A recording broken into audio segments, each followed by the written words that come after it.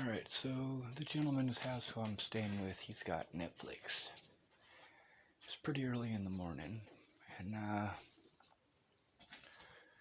there's a show called Atypical, and I haven't watched the show. I only got to see the previews of it, but in the previews I'm looking at it and I'm going, man, I know what that guy's going through. Oh, sorry about that. There's a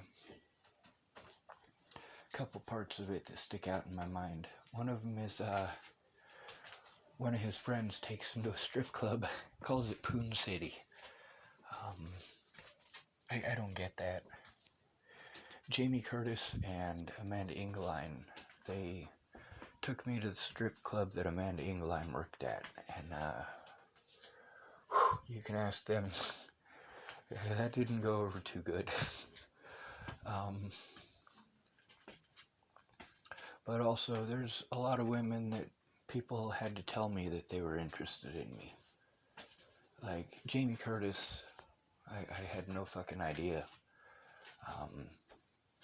Uncle Mike, Vernon, and Jerry Sparks were the ones who were like, yeah, Sean, dude, she is totally into you. Obviously not.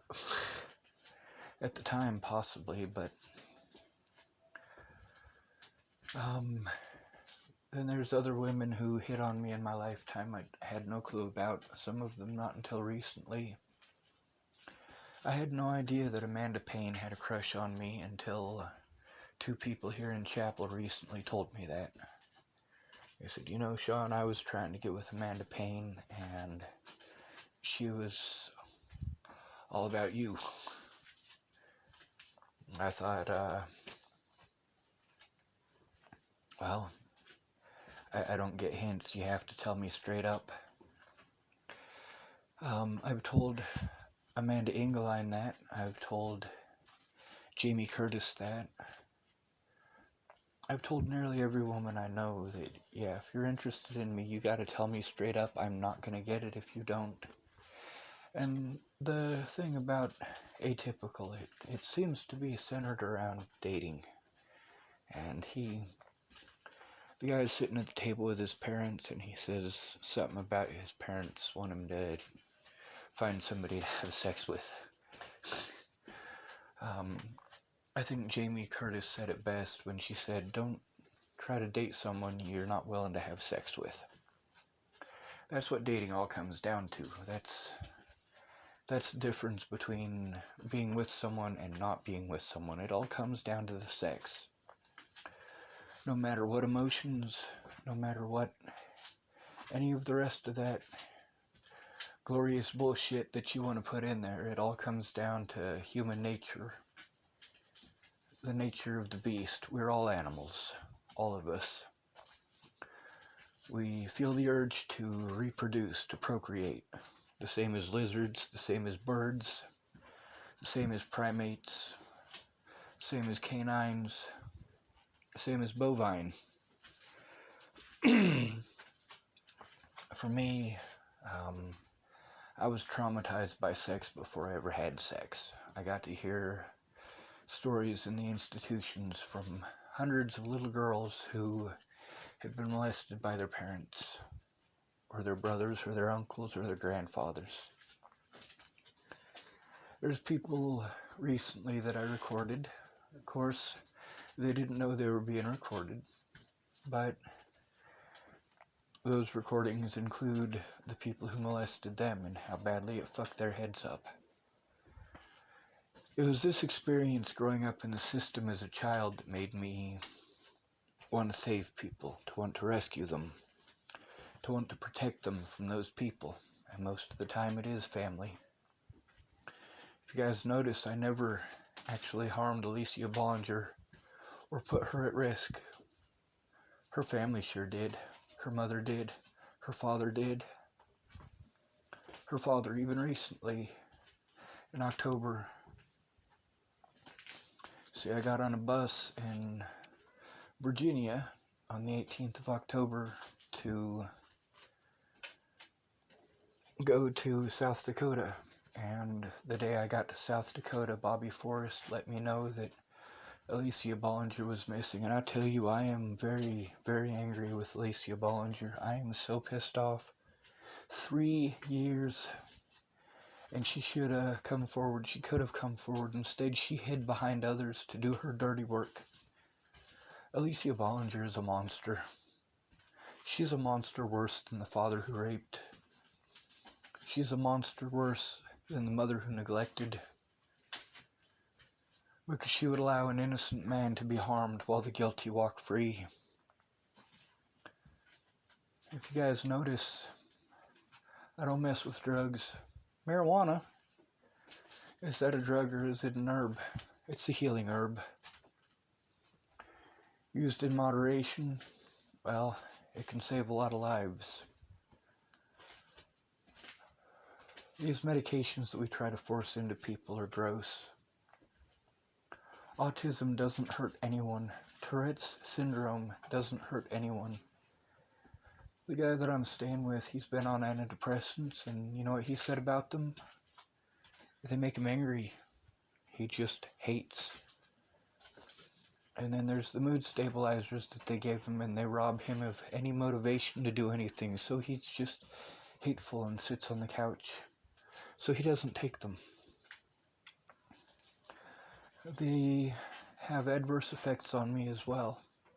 And instead of claiming that I'm wrong or that I'm lying, perhaps you should take a look at those medications and what their side effects are, what the adverse reactions are.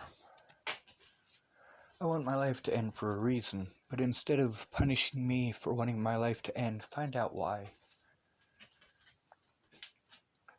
Part of Atypical, that kid talks about how people call him a weirdo.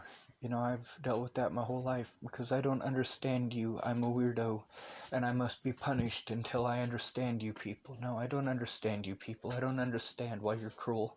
I understand your motivations. I just don't understand why it is that you don't see that your selfishness kills people. It harms people. You harm people with your opinions because your opinions determine your actions.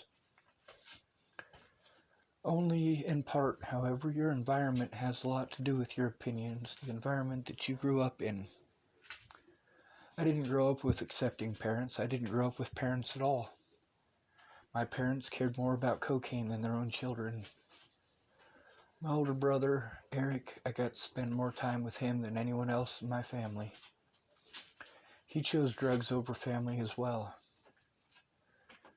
My older brother, Rabbit, has no honor. None. I used to believe he was an honorable man, but you know what? I was wrong. My older brother is an urchin. He's a plague. He's a disgusting monster. And he is selfish. Now don't get me wrong, my brother has done a lot for a lot of people. But then again, he has his selfish motivations for doing so. I'm different than you are. That doesn't make me wrong. It doesn't make me evil, and it doesn't make me a liar.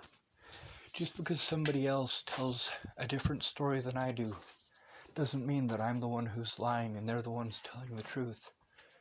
Because the fact is, everybody fears something, and I know what these people fear. I know what it is that these people are willing to lie about and why. I shamed them for a reason, and I shamed them with their own sins. See, that's the difference between Natalie and I. While I was being harmed over her lies, she was ashamed that I told the truth about her. Same thing with Maddie Boa. Same thing with Alicia Bollinger, Ted Bollinger, Jamie Curtis. The fact is, there are so many people that ganged up on me for situations they weren't there for, or situations that myself and the others involved felt was resolved well enough for the time being. Seth Payton should have left the whole situation alone. Myself and James, well, we both had it covered. And it would have remained between James and I until this whole Natalie situation was over. Were it not for the fact that Seth just wouldn't leave it alone. Not that it matters, Jamie Curtis is never going to come forward. These guys want to play off of your beliefs in weirdos. You're mean to people who are different. You rape your children, and then you blame those who are different as if they would do such a thing. You're disgusting animals, all of you. And I'll be glad to be off of the earth with you people. You're gross. I'm tired of taking punishment as if I would do the things that Ted Bollinger did, as if I would do the things that James Payton did, as if I would do the things that Alicia Bollinger did. You're all fucking cowards.